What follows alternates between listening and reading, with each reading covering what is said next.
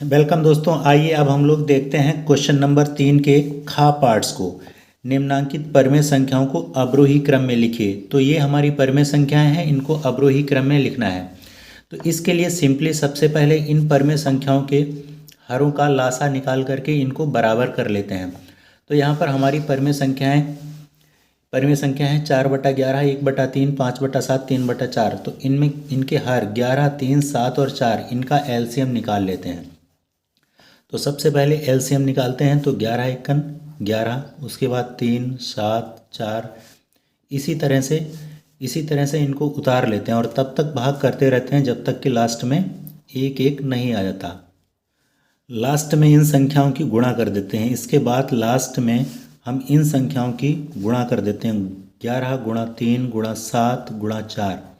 तो इस तरह से हमारा यहाँ पर एलसीएम या लासा निकल करके आ जाता है। जब इन संख्याओं की गुणा करेंगे तो हमारा एलसीएम आ जाता है 924। इसके बाद ये हमारी परिमेय संख्याएं हैं, इनके हरों को लासा के अकॉर्डिंग कन्वर्ट कर लेते हैं। तो यहाँ पर लासा हमारा है 924। तो यहाँ पर 924 को लाने के लिए यहाँ पर हमारी गुणा हो जाएगी 84 से। 84 से यहाँ पर गुणा हो जाएगी। यहाँ पर हमारी लासा लाने के लिए 924 को लाने के लिए यहाँ पर हमारी 308 से गुणा हो जाएगी। इसी तरह से 7 की गुणा हो जाएगी 132 से, 7 की गुणा 132 से, और 4 की गुणा इसी तरह से हो जाएगी 231 से। इसके बाद सभी संख्याओं के अंश की भी उसी संख्या से गुणा कर देते हैं जिस संख्या से हर की गुणा होती है। तो यहाँ पर 84 से मल्टीप्लाई कर देंगे, यहाँ पर 308 से मल्टीप्लाई कर देंगे, 5 को यहाँ पर हम 132 से मल्टीप्लाई कर देंगे और 3 को यहाँ पर हम 231 से मल्टीप्लाई कर देंगे।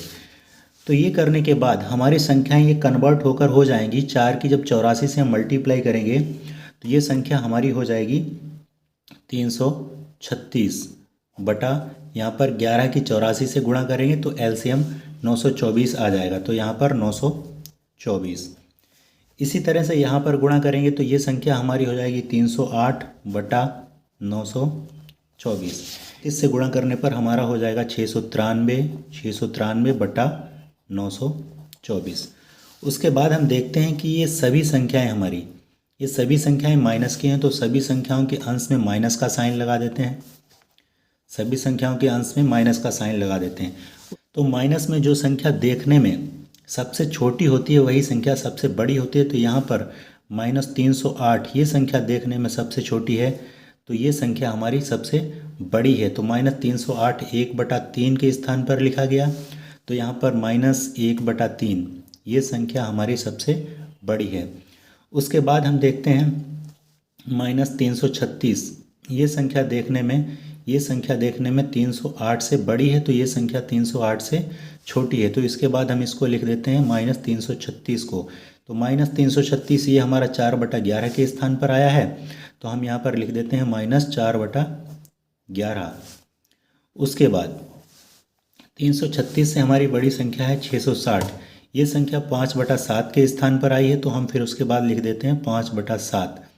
ये संख्या हमारी -4/11 से छोटी है।